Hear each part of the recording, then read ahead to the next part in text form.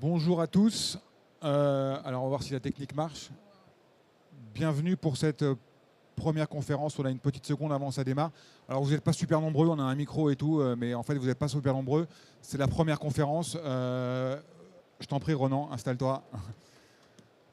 Merci de venir nous écouter pour ce premier sujet. Ce qu'on va voir avec vous aujourd'hui, c'est un travail qu'on a fait avec l'ADEME pour créer des communs. Alors commun, qu'est-ce que ça veut dire? C'est un mot qui peut paraître compliqué. L'idée du commun, c'est de produire des outils qui sont utiles à la profession et au plus grand nombre.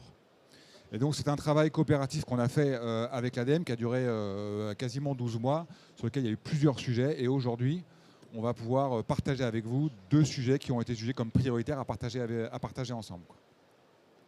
Alors, on a donc un moment d'échange en 3 temps. D'abord, rappeler un peu les communs, c'est quoi, pourquoi, comment.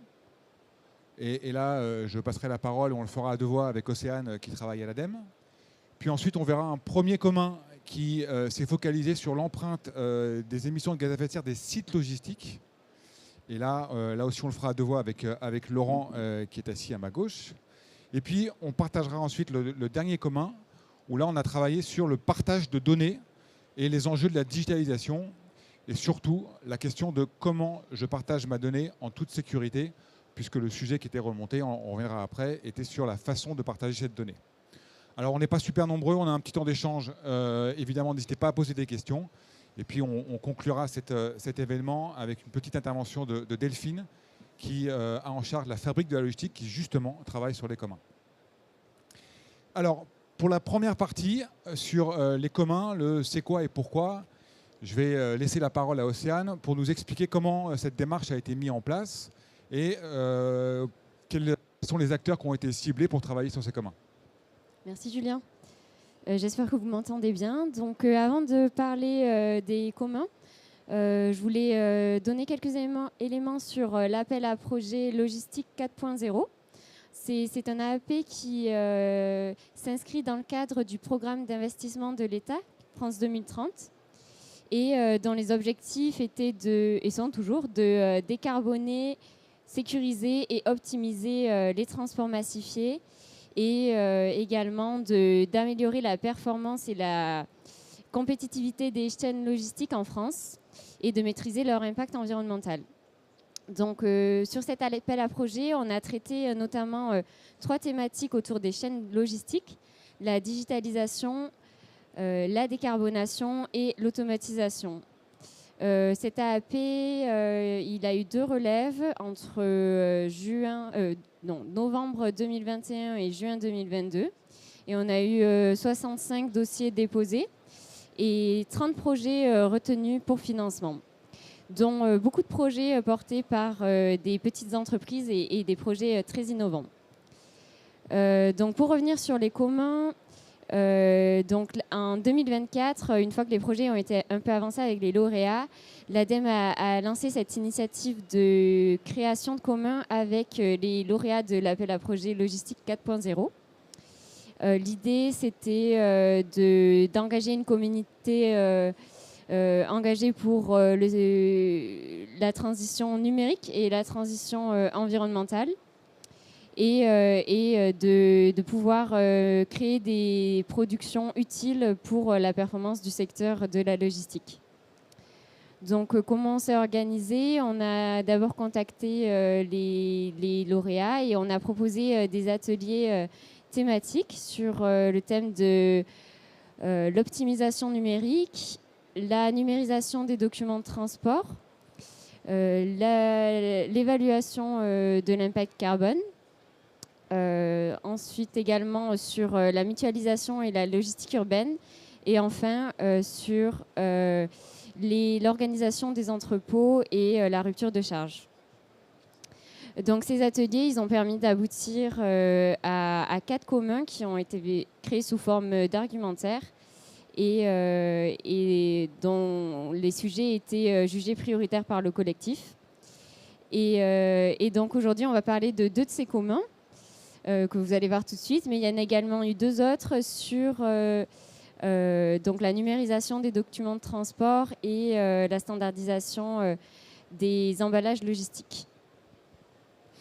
Merci Océane. Ouais, peut-être dans la méthodologie, sur la base du volontariat, hein, que ces lauréats de l'appel à projet se sont manifestés et se sont regroupés naturellement autour des projets. Chacun venait sur les projets sur lesquels il souhaitait contribuer. Alors c'est un travail qui a pris un peu de temps parce que c'est sur la base du volontariat et puis parce que c'était des échanges et des travaux qui se sont faits 100% en digital. D'ailleurs, c'est la première fois que je vois mes collègues pour de vrai. Ce matin, je ne les ai pas reconnus. On s'est vus uniquement sur des visios. L'objectif, créer des outils qui sont plutôt des argumentaires à destination de la profession, quoi. Alors le premier commun qu'on voulait partager avec vous, c'est celui qui a été fait autour de l'impact des émissions de gaz à effet de serre sur les sites logistiques. Alors dans le transport, il existe des méthodologies pour pouvoir modéliser des émissions de CO2. Sur l'entrepôt, il existe une base empreinte dans laquelle on peut piocher un certain nombre de facteurs et faire son bilan GES. Mais collectivement, on soit d'approche un peu commune pour proposer un cadre qui permettrait de comparer le bilan GES d'un site par rapport à un autre. Quels sont les postes que je vais mesurer et puis quels sont les facteurs d'émission que je vais utiliser, quoi. Et c'est sur la base de ce constat un peu collectif qu'on a décidé de travailler sur un premier commun, mais qui va donner naissance probablement à un deuxième, de réfléchir à proposer à la profession cette liste de postes. Laurent, peut-être est-ce que tu peux un peu résumer les premiers échanges qu'il y a eu sur ce groupe de travail qui nous ont amenés à réfléchir à ce premier commun? Oui, merci Julien et merci Océane pour l'invitation. Donc Laurent Després, directeur du pôle d'excellence régional Aura Logistique dans les Hauts-de-France. Donc, pardon ? Ah oui, en effet, oui. Je bloque la diffusion, désolé. Et donc, on a été amené à l'invitation de l'ADEME et de Déméter à échanger ensemble avec nos pairs, finalement, les lauréats de l'appel à projet Logistique 4.0 France 2030. Et donc, on ne se connaissait pas, bien évidemment. Tu as rappelé le principe des webinaires. Donc, on s'est découvert petit à petit pour finalement se trouver pas mal de points communs. On pourra rentrer peut-être dans le détail de ce projet pour voir comment on peut les uns et les autres se raccrocher. Mais c'est vrai que les sites logistiques, eh bien, il en est bien des différents. À quelle échelle on situe le site logistique? Est-ce que c'est le parc? Est-ce que c'est la cellule?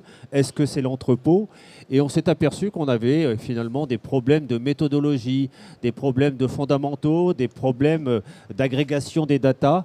Et tout ça, on les partage, on s'en nourrit, on essaie d'identifier les pistes pour petit à petit, au travers de ces communs, aboutir, et tu m'arrêtes si je dis une bêtise, à une méthodologie, une façon de voir commune qui nous drive pour la suite. C'est l'objet du commun. On a donc travaillé avec le collectif sur l'identification des postes de façon à premièrement standardiser les postes qu'on va mesurer quand on parle d'émissions de GES d'un site logistique liées aux opérations. C'est aussi le choix qui a été pris par le groupe de travail de ne pas forcément aller mesurer l'empreinte de la construction. Il y a d'autres travaux par ailleurs qui sont faits, notamment par Afilog. Là, l'idée du groupe, c'était de se concentrer sur les opérations. Et donc peut-être nous dire en deux mots sur les différents postes qui ont été imaginés, puis surtout l'intérêt qu'auront les entreprises, vu que tu représentes aussi un parc logistique, voir comment les utilisateurs demain pourraient s'en emparer. Oui, donc en région Hauts-de-France, c'est à peu près 14 millions de mètres carrés d'entrepôts, la première région logistique de France en surface, et on a encore en fait pas mal de possibilités de développement. Donc il est vrai que toutes les entreprises peuvent être intéressées, certes, tu l'as évoqué, et ce n'est pas l'objet central de notre réflexion, la gestion de l'entrepôt, mais les flux à l'intérieur. Et dans le cas d'espèce, avec le commissariat de l'énergie atomique en région de France, on a eu la chance d'être lauréat de cet appel à projet France 2030 pour imaginer, grâce à un jumeau numérique, un double digital, de modéliser situation A, l'ensemble des flux à l'intérieur d'un entrepôt, puisque nous avons notre propre entrepôt témoin qui est juste à l'entrée au sud de l'île, à l'entrée d'une grande plateforme qui s'appelle Detla 3. Donc mesurer en fait toutes les datas des flux, on va dire, pour l'avant, et voir comment, grâce à des capteurs, grâce à tout un tas de simulations, ce que ça peut donner après. Et donc, ce qui est valable en région de France, l'est tout autant pour l'ensemble des régions françaises. Et c'est pour ça qu'on est parti dans cette direction, avec bien sûr un focus sur l'empreinte carbone, les coûts afférents bien évidemment, mais aussi l'empreinte carbone. Ce qui veut dire, si demain cette méthodologie est utilisée par un plus grand nombre d'utilisateurs d'entrepôts, c'est des informations qui seront plus facilement communicables aux clients, aux donneurs d'ordre. Bien sûr, il nous semble que l'enjeu de l'ADEME est aussi d'essaimer. C'est bien de focuser, de soutenir des projets localisés, mais il y a cette volonté aussi de mettre en évidence les bonnes pratiques et d'amener des partages sous réserve en fait de confidentialité des datas, parce que parfois c'est essentiel. Mais on a à bâtir ensemble des canevas, non pas des normes, mais en tout cas des guides de bonnes pratiques pour pouvoir rapidement les transférer aux entreprises, les grandes bien évidemment, mais aussi les PME, PMI qui sont aussi notre cible dans notre travail, nous, d'appui aux entreprises au quotidien au niveau du pôle d'excellence.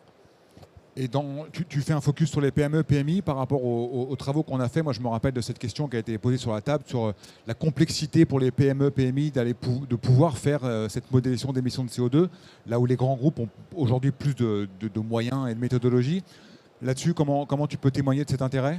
Ce qui est certain, c'est que, et vous le savez, pour les PME et PMI, alors évidemment pour les grands groupes, on a souvent en fait une capacité de faire de la R&D. Pour les PME et PMI, il faut aller vite.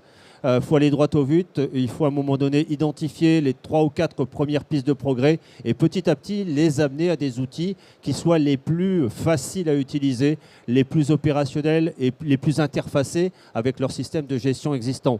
Donc c'est vrai que notre volonté, c'est aussi petit à petit de simplifier et de rendre ça digeste. Je sais que toi aussi, Julien, tu es adepte de ces solutions, on va dire, faciles à mettre en œuvre et avec des résultats rapides, des quick wins. C'est vraiment vers ça qu'on veut aller tous ensemble. Donc ça veut dire que la première cible de ce commun serait essentiellement les PME, PMI ? Non, on est dans la généralisation au départ, mais ensuite derrière, dans les bonnes pratiques, des choses seront adaptées aux plus grosses entreprises. Mais notre cible, entre guillemets, de diffusion, c'est quand même les entreprises, on va dire, de moins de 250 salariés qui n'ont pas en fait de R&D interne bien souvent et qui peuvent profiter des expérimentations ailleurs pour les mettre en œuvre tout simplement chez elles. Alors pour rappeler, dans la méthodologie qui a été imaginée sur les modélisations de l'impact GES des sites logistiques, 4 grands postes qui ont été imaginés. Un premier poste autour de l'énergie, un second poste autour des déchets, un troisième poste autour des consommables, et puis un dernier poste autour de tout ce qui est déplacement des collaborateurs.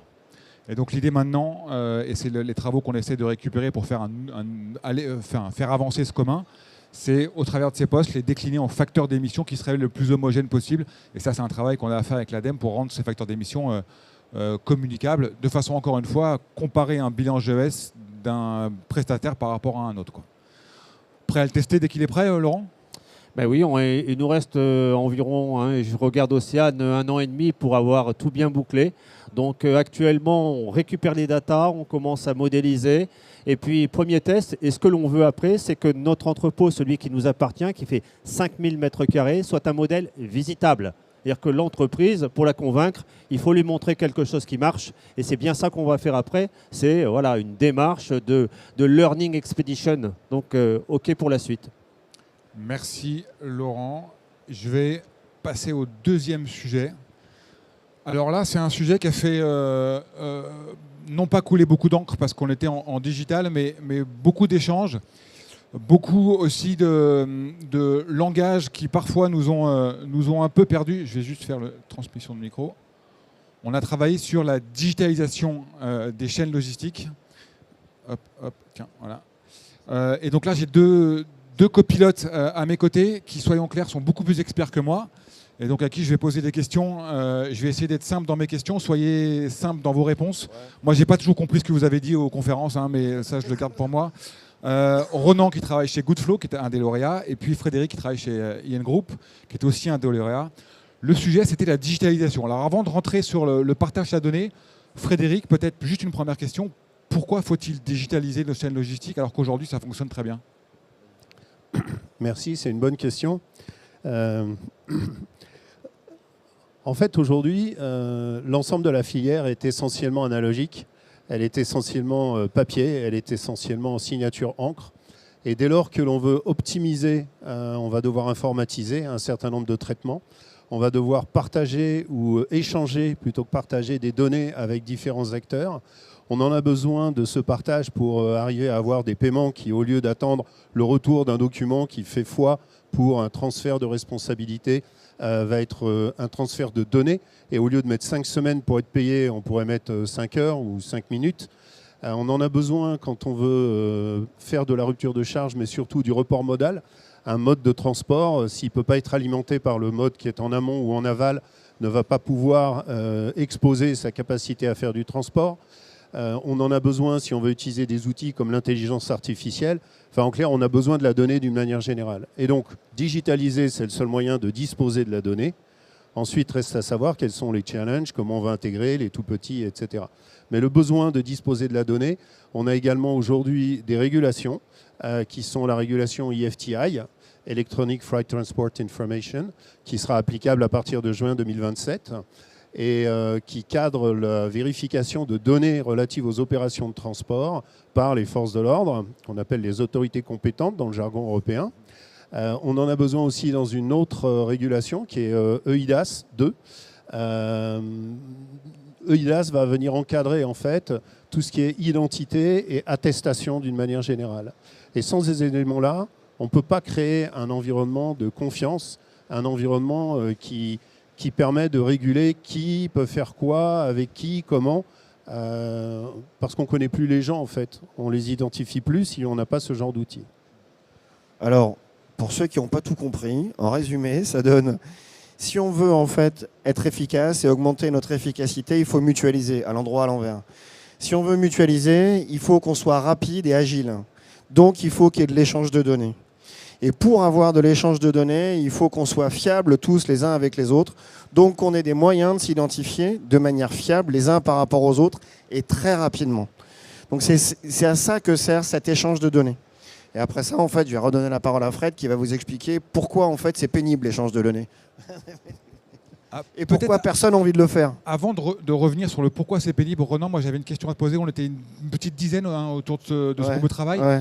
Juste quelle énergie, pourquoi on est arrivé à réfléchir sur la question de la comment je fais et comment je suis rassuré. Si tu peux témoigner un peu des échanges qu'il y a eu autour de ça. Alors, les échanges étaient super intéressants parce que, en fait, on est tous venus d'horizons différents. Nous, on est une start-up qui est lauréate de Logistique 1.0 et nous, notre métier, en fait, c'est de rendre les emballages industriels intelligents. Pourquoi ? Parce que dans la même logique, il faut commencer à mutualiser les transports.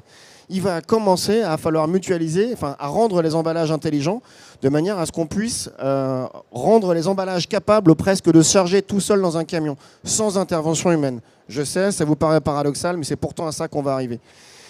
L'idée, en fait, était de dire il y a un manque de ressources parce qu'aujourd'hui, l'énergie pour le transport va baisser, c'est une certitude. Les impacts et la taxe carbone vont devenir une certitude, même si aujourd'hui, il y a des incertitudes sur la CSRD.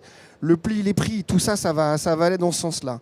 La question, c'était comment un système peut avancer. Et en fait, on est tous arrivés à une conclusion qui était unique, qui était de dire est-ce qu'il y a un seul interlocuteur en supply chain aujourd'hui en France ou en Europe qui représente 20% ou même 4 qui représentent 20% du marché? Non.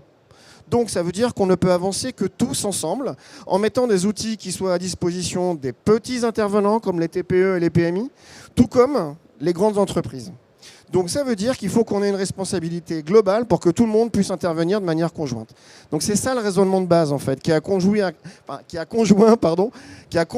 à réaliser ces outils conjoints. Voilà. Frédéric, sécurité, partage, Oui, qui sont les deux mots-clés du commun. C'est en fait établissement de la confiance, d'un environnement de confiance. Aujourd'hui, cet environnement de confiance, il va nécessiter des dispositifs, mais ces dispositifs, s'ils ne sont pas accompagnés par une gouvernance, par la spécification de qui est autorisé à quoi et qui est connu de qui d'autre, si je fais confiance à Ronan, alors je peux peut-être faire confiance à certains des acteurs qui interagissent avec lui. Mais si chacun de ces acteurs a un système d'information différent, qu'on ne peut pas avoir de données qui vont d'un système à l'autre, ben en fait, on ne va pas y arriver, on travaille avec des silos. Et dans un monde digital, si aujourd'hui on vous siphonne votre compte bancaire, ben, il n'y a qu'une fois que le résultat est tombé à zéro que vous vous en apercevez. Demain, il ne faut pas qu'on puisse siphonner vos datas, donc il y a besoin d'établir l'identification de ceux avec lesquels vous interagissez via des outils numériques, tout simplement. Alors derrière vient la question joyeuse de est-ce que moi j'ai envie de partager mes données? Non, parce que les données ça a de la valeur commerciale, mais ça a aussi de la valeur en savoir-faire. Or tout le monde veut garder son savoir-faire. Pourquoi en fait les gens, par rapport à ce qu'on vient de dire avant, ont l'obligation de le faire? Parce que si on n'est pas capable de partager dans des conditions de sécurité et dans des conditions avantageuses, ça veut dire je ne suis pas là pour donner, mais je suis là pour échanger contre rémunération ou contre un autre service qui reste à développer. Il faut développer ces systèmes-là ou au moins des plateformes qui permettent de le faire. Et c'est là où en fait la réflexion était passionnante, il faut être sincère. C'est que on peut totalement séparer l'échange de données de sa monétisation. Et ça, ce sont deux débats en fait qui sont séparables. Donc c'est intéressant. Alors, ça m'amène une question, première, une réflexion. Échange. On a beaucoup débattu sur échange ou partage. Juste, est-ce que tu peux expliquer les fondements de pourquoi est-ce qu'on a débattu sur échange ou partage? Alors, de manière assez simple, aujourd'hui, si j'ai quelque chose à ma disposition et qu'on me demande de le partager, je me dis que je vais être démuni, je vais être dépossédé de quelque chose. Si on me propose d'échanger tout ou partie de ce dont je dispose, moi j'ai tendance, vous voyez mon embonpoint, à penser une part de gâteau ou un plat. Si on me dit tu partages ton plat, c'est pas pareil que de dire on échange une partie de ton plat ou on échange contre rémunération, contre un service, contre quelque chose d'autre d'une manière générale. Tu peux le laisser, il tombera pas plus bas. Donc le fond de l'histoire, c'est qu'il faut parler d'échange et non pas de partage. C'est pour des gens qui ne sont pas spécialisés dans la donnée, dans justement ces échanges, dans l'encadrement, dans les dispositifs de confiance et les gouvernances nécessaires pour accompagner cet échange. Déjà, la notion de partage, c'est anxiogène. Donc pour l'éviter, on parle d'échange de données. Et ça veut dire qu'en tant que détenteur de la donnée, que je vais peut-être choisir de mettre à disposition de quelqu'un d'autre, il faut qu'on m'accompagne pour que je n'ai pas l'impression de me faire flouer, pour que le cadre de l'échange... le cadre de l'échange soit rassurant, me mette à l'aise. Et à ce moment-là, je pourrais réfléchir, je pourrais considérer l'option qui consiste à échanger de la donnée avec d'autres systèmes d'information pour obtenir des services, pour monétiser la donnée, etc. Alors, moi, je vais prendre un cas très concret. En janvier, on était au ministère de l'écologie pour parler de trouver une solution qui permette de mutualiser à large échelle des emballages réutilisables. Cas très concret, les usines automobiles qui fabriquent les voitures sont fermées pendant l'été. La distribution, le retail, a un chiffre d'affaires et donc une fréquentation qui augmente pendant l'été. Pourquoi en fait on ne pourrait pas prendre les emballages réutilisables de l'automobile et les mettre à la disposition du retail? Parce qu'aujourd'hui, il y a un problème de fiabilité. Ça veut dire on ne sait pas identifier l'utilisateur responsable qui casse l'emballage quand on lui prête. Ça, c'est la première chose. Et la deuxième chose, c'est qu'on n'a pas des plateformes d'échange qui sont fiables. Donc, quand on parle d'avoir une plateforme avec des données qui sont fiables et échangées en temps réel, c'est un cas concret, ça. Voilà. Merci. Frédéric, est-ce que tu peux, dans le commun qui a été produit, on verra après ce qu'on compte en faire, les pistes qu'on a imaginées, nous donner les grands points structurants qui justement visent à rassurer sur les étapes nécessaires pour échanger ces données?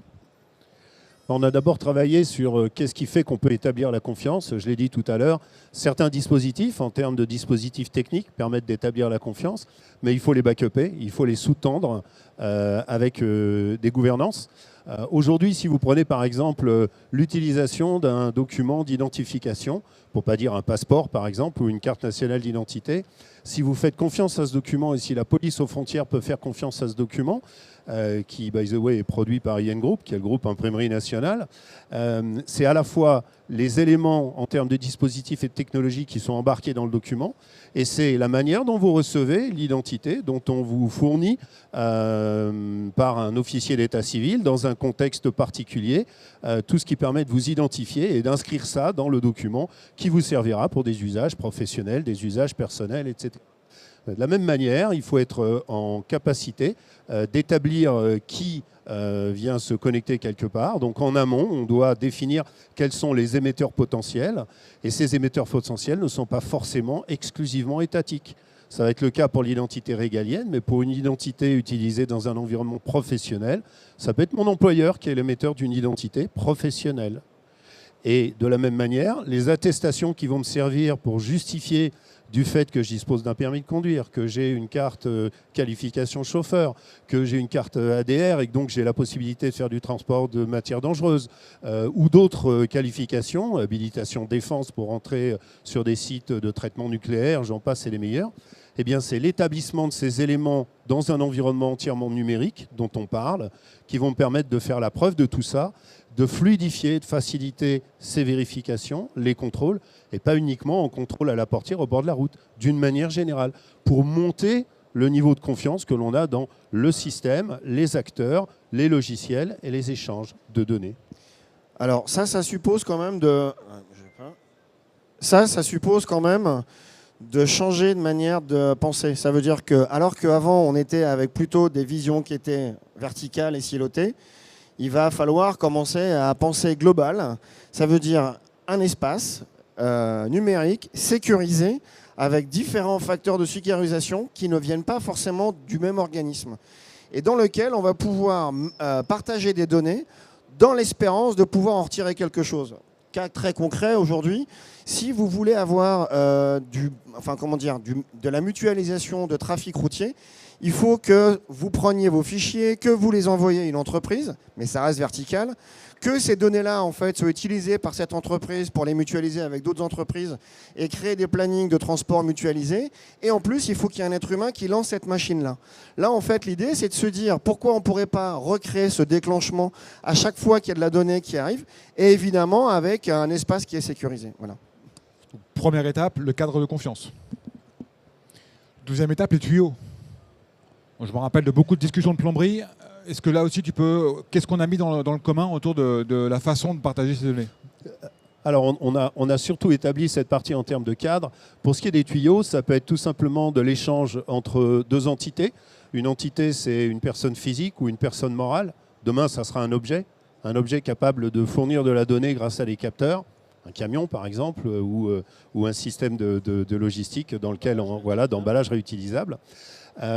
Ces échanges-là, on sait les cadrer aujourd'hui. Ils sont cadrés en s'appuyant sur des protocoles ouverts, des protocoles standards qui viennent du World Wide Web Consortium, le W3C.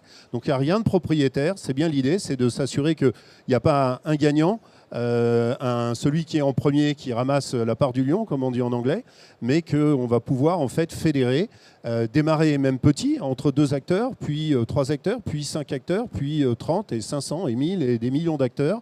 Ne pas avoir de limitation à l'international, parce que ces protocoles et ces standards qui sont donc ouverts sont disponibles et sont déjà repris dans, j'en ai parlé tout à l'heure, des régulations comme la régulation EIDAS qui vient cadrer l'ensemble. Alors pourquoi est-ce que cette régulation elle a une importance pour mettre ces systèmes en place? Que ça s'appuie sur des applications, des solutions métiers qui appartiennent à des entreprises, des ERP, des Transport Management Systems, que ça s'appuie sur des data space, peu importe. Ce qui va être intéressant, c'est de s'assurer que tout ce cadre est en place, que ces échanges sont possibles et surtout que la donnée qui va être échangée aura une valeur légale qui sera équivalente à ce qu'on a aujourd'hui, qui est un document physique qui a une valeur légale. Donc il faut s'assurer que la transition entre le document physique ou sa représentation électronique, qui peut être un PDF, un fichier PDF, passe directement dans de la donnée, et c'est vraiment ça dont on est en train de parler, et que cette donnée, elle ait un cadre légal qui la gère, qui la gouverne, et qui va permettre de faire valoir ses droits, de s'assurer que mon business est protégé, que le secret des affaires est maintenu, et tous ces systèmes-là, en fait, aujourd'hui, existent, ne sont pas encore déployés, mais s'appuient sur des standards ouverts. Donc, le cadre de confiance, les tuyaux, les moyens de partager la donnée, et le troisième, c'est la contractualisation de l'échange de données, quoi. Ronan, ouais, le plus drôle de l'histoire, c'est qu'il y a Anne-Marie Drac qui était tout à l'heure sur la grande scène, qui était en train de dire il faut absolument qu'on trouve des moyens de partager des moyens de production. Or aujourd'hui, en fait, il y a d'un côté, et je suis d'accord avec ce que Laurent a dit, il y a un côté quick wins, mais malheureusement, il va être compliqué de se passer de ce gros bidule dont on est en train de parler, parce que si on n'a pas cette mutualisation-là, ça va être très compliqué d'avoir un résultat qui va nous faire avancer tous ensemble. Là, en fait, tout le monde parle des retours à vide, des camions et des emballages. Le cas très concret, c'est quand il y a quelqu'un qui a les emballages à faire revenir d'un point A à un point B, pareil, pourquoi en fait on n'essaierait pas de les mutualiser sur une zone de manière à partager et à sortir du facteur de la concurrence les emballages réutilisables. Voilà. Pareil. Ronan, c'est quoi l'avenir de ce document qui fait 2 pages et demie, si ma mémoire est bonne? Quelles ont été les pistes qui ont été imaginées par le collectif? Alors les pistes, elles sont nombreuses et je ne vais pas vous endormir avec ce qui a été écrit. Il y a Fred qui va vous les synthétiser mieux que moi. Moi, je pense. Alors, il y a, en fait, comment dire, pour donner l'esprit en fait de ce qui a été sorti de tout ça, c'est de se dire, oui, aujourd'hui, il y a un langage informatique qui va être créé, qui va permettre de servir d'OS, quoi. Ça veut dire d'operating system au langage commun. Bon, ça, d'accord. Comme l'avion l'a créé, enfin, comme le secteur aéronautique l'a créé. Mais au-delà de ça, en fait, il y a un changement d'état d'esprit qui est colossal, qui est à engendrer. Et l'idée, en fait, était de se dire, au-delà de tout ce dont on a parlé, des 3 points que tu viens d'énumérer, c'est comment, en fait, on va conduire les gens à aller vers cette démarche.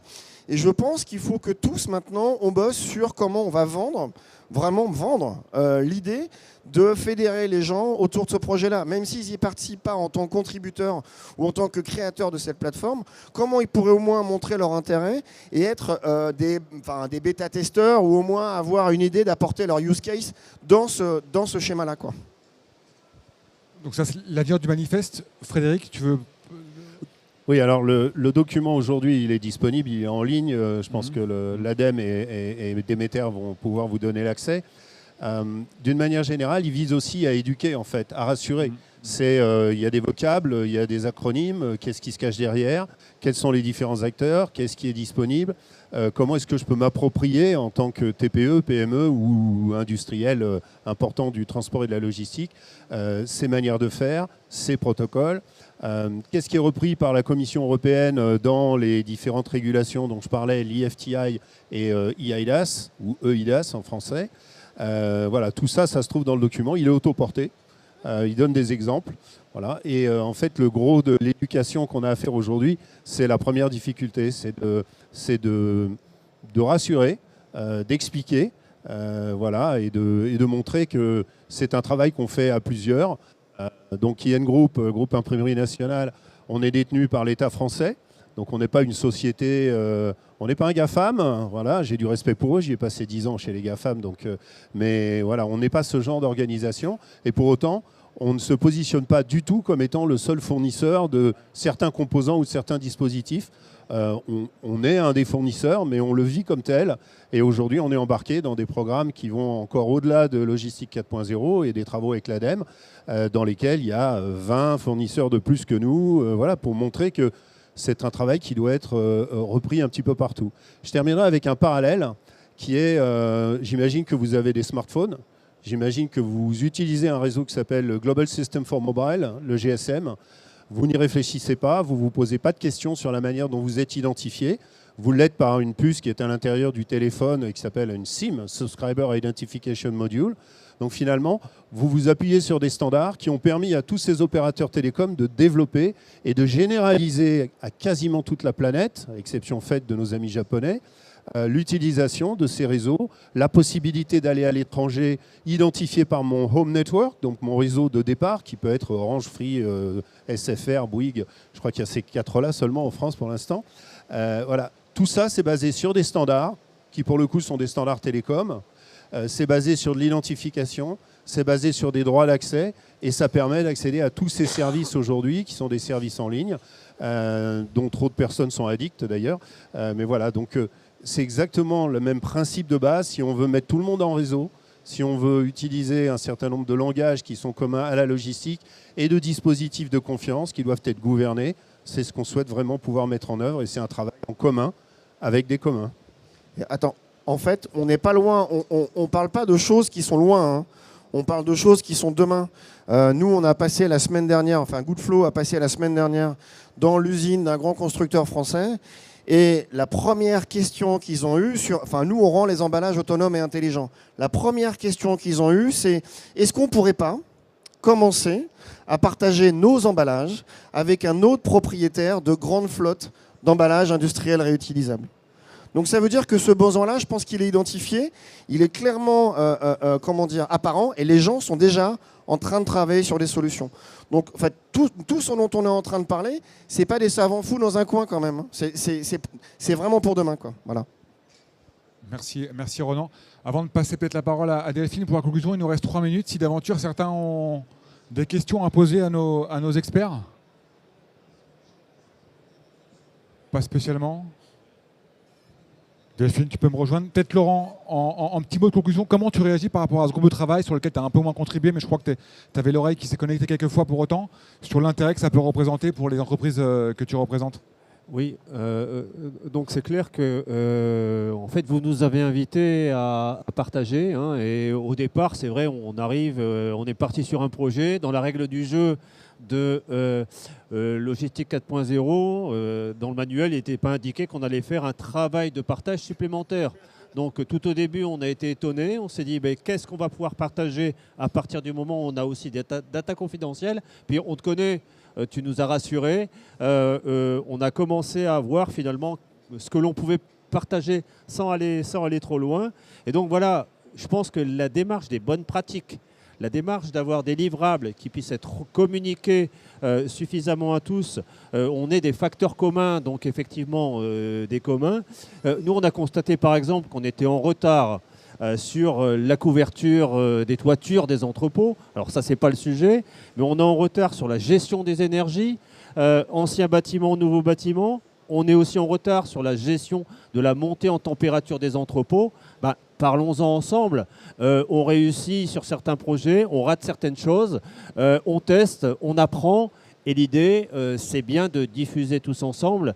Et voilà, c'est ça l'invitation à laquelle on s'est prêté. Et donc, bah, merci à vous, hein, merci à l'ADEME, merci à Déméter, puis aussi à Fablog par rapport à ça, parce qu'on travaille aussi au travers de Fablog sur des communs, hein, si je ne m'abuse.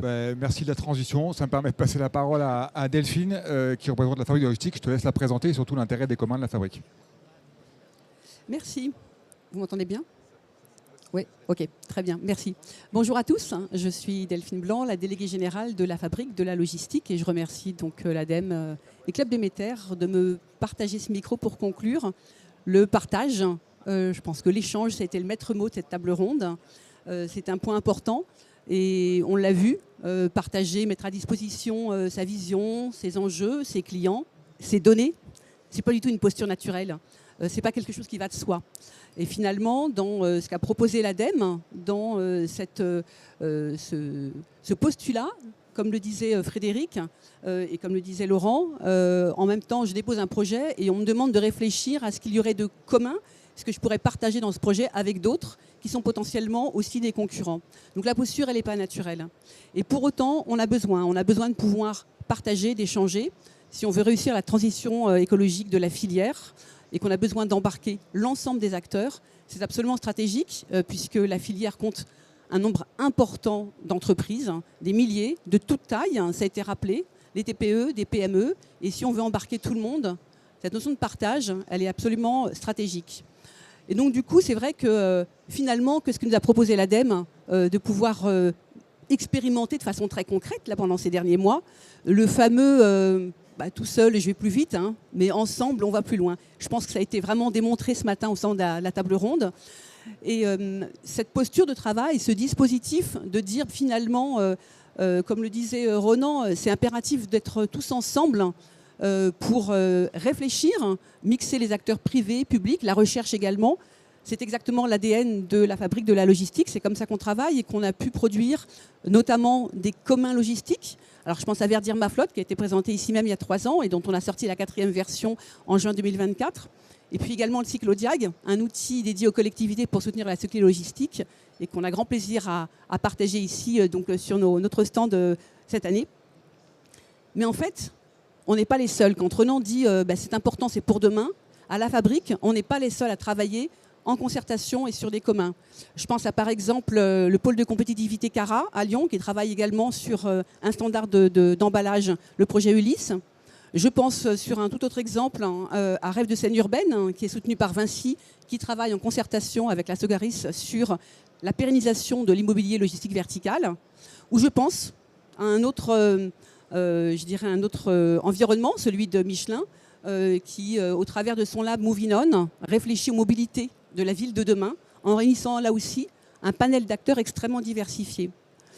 Tout ça pour vous dire que travailler en concertation, le partage des projets, c'est aujourd'hui, ce n'est pas que l'affaire du public, ce n'est pas que l'affaire des associations, ce n'est pas que l'affaire du privé, c'est bien l'affaire de tous pour réussir la transition écologique du secteur. Aujourd'hui, ce qui me semble aussi important, au-delà de l'ensemble de ces expérimentations, c'est de réfléchir au passage à l'échelle. Parce que ça a été dit, il y a aujourd'hui une façon dans différentes structures de réfléchir ensemble et différemment. Si on veut engager cette transition au niveau de la filière, hein, il faut qu'on puisse l'envisager de façon vraiment globale et vraiment systémique. Et donc de pouvoir passer à l'échelle, ça implique aussi les territoires, les métropoles, les acteurs opérationnels, les acteurs industriels. Alors nous, on y réfléchit à la fabrique, on réfléchit aussi à comment pérenniser nos outils. D'une part, on a un programme C2E Marguerite qui se finit en fin 2026. On réfléchit maintenant à se dire, OK, les outils qu'on a imaginés pour pouvoir accompagner les artisans et commerçants qui sont extrêmement disséminés pour changer leur logistique, ce sont des outils dont on a besoin. Comment est-ce qu'on pérennise ça après 2026 ? Je vous ai parlé de Verdir ma flotte, du cyclodiag. Comment est-ce qu'on fait passer à l'échelle ces outils-là qui sont des outils d'aide à la décision utiles pour tous ? On a pensé, et on va initier à la fabrique, à un portail qui sera un centre de ressources des communs logistiques, ouvert bien évidemment à ce qu'on va produire, mais ouvert également à toutes les structures dont on a parlé, celles qui se sont initiées ici dans le cadre de l'E 4.0, mais celles aussi d'autres structures. Alors si ce type de projet vous interroge, vous interpelle, écoutez, je serai ravie d'en parler avec vous. On est donc sur le stand de K70 pendant ces 3 jours. En tout cas, je vous remercie d'avoir écouté cette conférence. Je vous remercie de m'avoir écouté et je vous souhaite à tous un très bon salon. Merci.